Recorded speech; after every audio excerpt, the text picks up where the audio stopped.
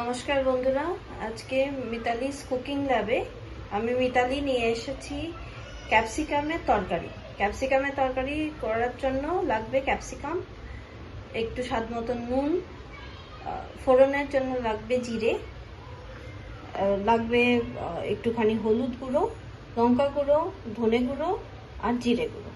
ক্যাপসিকামগুলোকে ছোট ছোট টুকরো করে কেটে নিতে হবে।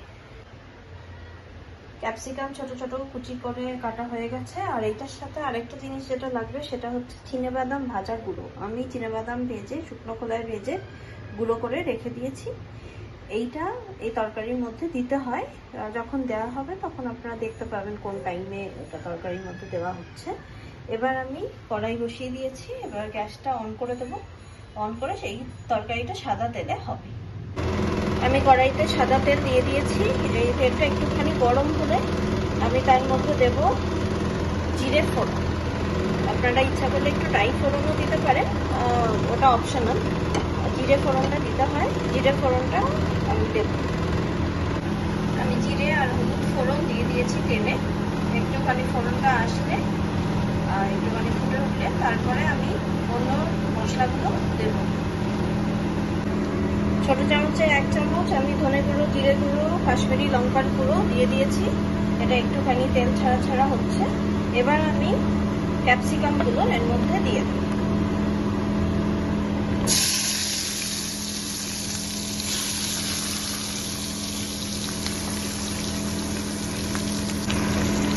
ক্যাপসিকাম দিয়ে দিয়েছি। ক্যাপসিকাম দিয়ে আমি এবার এটাকে একটুখানি নেড়ে নেব।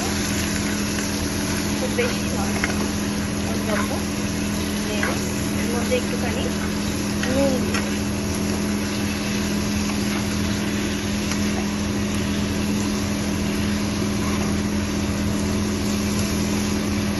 ক্যাপসিকাম সেদ্ধ হতে টাইম লাগে। আমি এরপরে জল দিয়ে তাকে ঢাকা দিয়ে অনেকক্ষণ রাখতে হয়। ক্যাপসিকাম শরীরের পক্ষে ভালো, আবার ক্ষতিকারকও, কেননা এটা হজম করতে অনেক সময় লাগে। তবে এটা খেতে ভালোই হয়। আপনারা এটাকে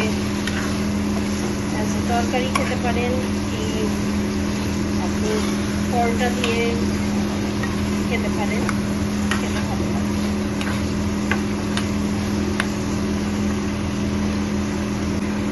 আমি স্বাদ মতো নুন দিয়ে দিয়েছি। আপনারা যেরকম নুন খান, চিনি দেবেন না, তাহলে ক্যাপসিকাম খেতে হবে না। যেরকম নুন খান সেরকম দেবেন। আর আমি কাশ্মীরি লঙ্কা ব্যবহার করেছি। আপনারা লাল লঙ্কার গুঁড়ো ব্যবহার করতে পারেন। এটা এখন একটুখানি নাড়াচাড়া করে তারপরে আমি এর মধ্যে জল দিয়ে এটাকে একটু ঢাকা দিয়ে সেদ্ধ হওয়ার জন্য দিয়ে দেব। এখন দেখতে পাচ্ছেন অনেকটা তেল ছেড়ে দিয়েছে এটা। এবার আমি একটুখানি জল দিয়ে দেব। মোটামুটি 1 কাপ মতন জল দিয়ে দিলেন। দিয়ে এবার একটু নেড়ে আমি এটাকে ঢাকা দিয়ে এটাকে সেদ্ধ হতে হবে। সেই কারণে সেদ্ধ হবে, তারপরে দেখাচ্ছি। ক্যাপসিকামটা ভালো মতনই সেদ্ধ হয়ে গেছে। এটা টাইম লাগে, সেদ্ধ হতে সময় লাগে ক্যাপসিকাম। তো আপনারা এই খুন্তি দিয়ে যদি এটাকে কাটেন তাহলে দেখতে পাবেন কেটে যাচ্ছে। এরকম খুন্তি দিয়ে যাতে কেটে যায়, এরকম অবস্থা, তখন বুঝবেন যে এটা মোটামুটি সেদ্ধ হয়ে গেছে। এইবার আমি আপনাদের যেটা বললাম যে চিনেবাদামের গুঁড়ো, সেইটা আমি এবার দেব। চিনেবাদামের গুঁড়ো একটু বেশি করেই দেবেন। আপনাদের মোটামুটি 4 চামচের 3-4 চামচ, 3 টেবিল স্পুনের 2-3 টেবিল স্পুন এরকম দেবেন চিনেবাদামের গুঁড়ো। আমি মোটামুটি 4 চামচ চিনেবাদামের গুঁড়ো দিয়েছি। এবার এটাকে মিক্স করছি, এটাকে মিশিয়ে নিচ্ছি। এর একটু থকথকে তো হয়েই যাবে। তারপরে যদি দেখেন খুব বেশি থকথকে হয়ে গেছে তাহলে একটু আপনি জল দিয়ে দিতে পারেন। এটা মাখা মাখাই হয়, ছোলা সবজি নয়, যাতে মাখা মাখা টাইপেরই সবজি হয়। এইভাবে মিক্স করে নেবেন।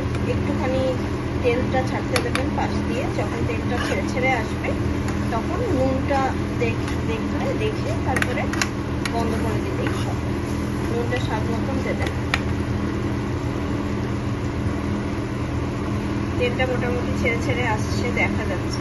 এবার আমি নুনটা টেস্ট চেখে দেখবো, তারপরে স্বাদ মতন নুন যদি লাগে তাহলে দেব।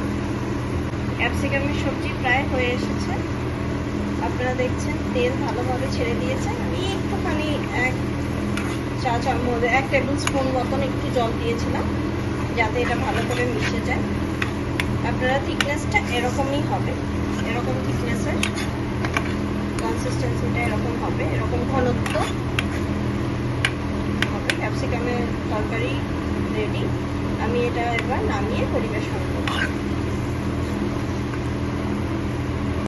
ক্যাপসিকামের সবজিটা তৈরি হয়ে গেছে, আমি একটা বাটিতে নিয়ে আপনাদের সামনে পরিবেশন করছি। এই সবজিটা আপনারা পরোটা দিয়ে খেতে পারেন, ভাত ডালের সাথে মিক্স করেও খেতে পারেন। ভাতের সাথেও ভালো লাগে, পরোটার সাথেও ভালো লাগে। আপনারা এইটা একটু তৈরি করে দেখবেন, কেমন লাগে জানাবেন। আমার চ্যানেলটাকে সাবস্ক্রাইব করবেন, লাইক শেয়ার কমেন্ট করবেন। ভালো থাকবেন। Thank you.